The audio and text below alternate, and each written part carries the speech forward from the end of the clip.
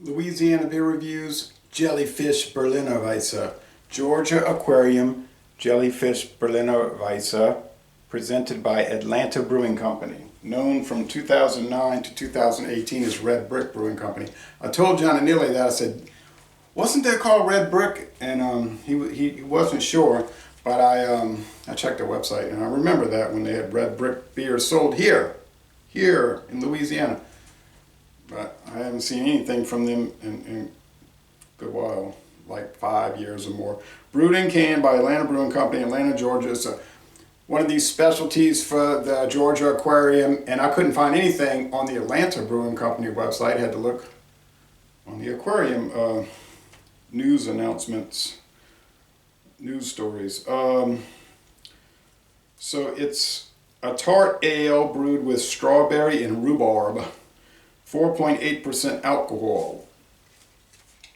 I did do a review of this with my friend David. He didn't like it at all, and in fact, after the video was over, he dumped the rest down the sink, and I said, I can't get over that.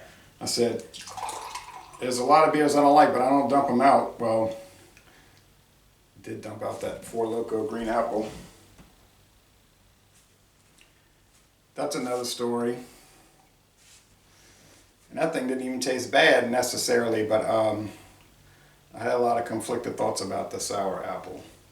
So thank you, John and Neely, for this gift. He gave it to me when I drove out to Georgia last month.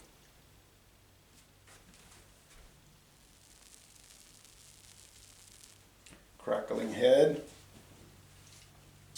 Pink white head as well. Pink white. Now the appearance is pink white and very hazy, and there's some bubble streams. Now on video it always looks darker and not correct. I don't care what, if it's webcam, camcorder, phone camera. I was just watching two separate videos today about beers, and the people were saying it's pink, but on camera it looks orange. So video is technology is still very primitive, I guess, because it's never it's color, right? But it's never quite the correct color. Anyway, we do what we can with what we have to deal with here in the early 21st century. These are made usually with some lactic acid, some milk, sugar type thing. It smells tart, fruity. I don't know what rhubarb smells or tastes like. Actually, I don't recall ever actually having rhubarb. But people talk about it. It's probably good. Strawberry and rhubarb tart ale. If you were watching, if you were listening to Prairie Home Companion, you might want to, all right.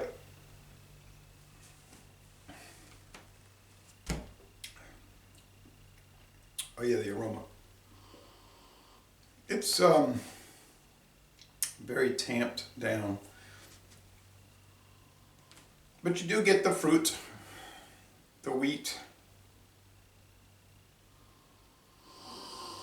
a little acidity. I don't know about any kind of milk properties, but now in the taste, I'm getting that biscuit. Or is it cracker? I say biscuit a lot of times, but I think I'm really meaning to say cracker, or I should be saying cracker.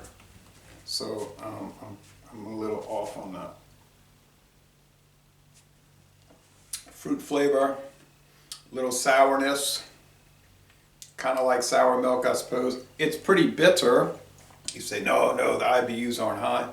Well, whatever, maybe not. It tastes kind of bitter in the sense of a citrus peel. That's the kind of bitter I'm talking about. Not hop bitterness or things such as that. Mouth feels medium. There's that underlying cracker. Yeah, cracker from the grain. It's a mostly dry finish. I would never dream of dumping this out, but people have different tastes. I'm over there dumping out the the Four Loko Sour Apple, which was rated at just at a very low 14%. Other people might say, you're crazy, man. Four Loko, man, party, man, come on, get with the game. But when I saw him dump it out, I said, oh, like, what are you doing?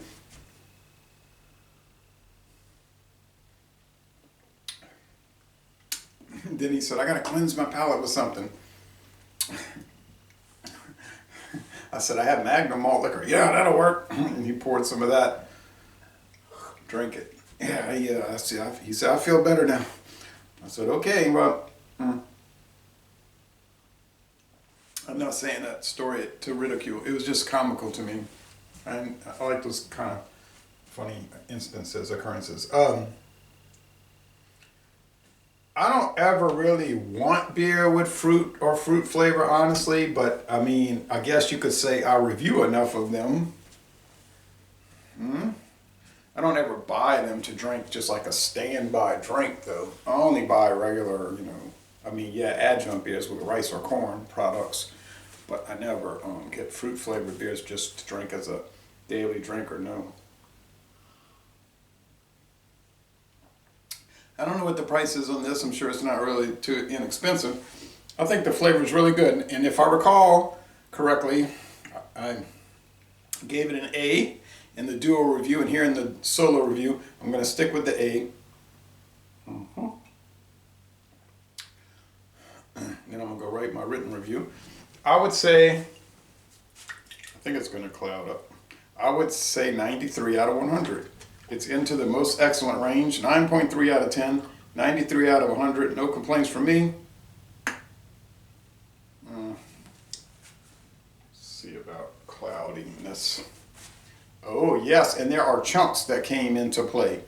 Looks like, is it chunks of fruit? Oh, it was translucent now, and hazy, but now it's just thick with like puree. Look at that. Well, what can you say? So, laissez les bon temps relate, a most excellent beer. Thanks again, John and Neely, for this. Don't forget to watch Georgia Beer Reviews. And I'm going to end this review by saying, y'all come on down to southeastern Louisiana.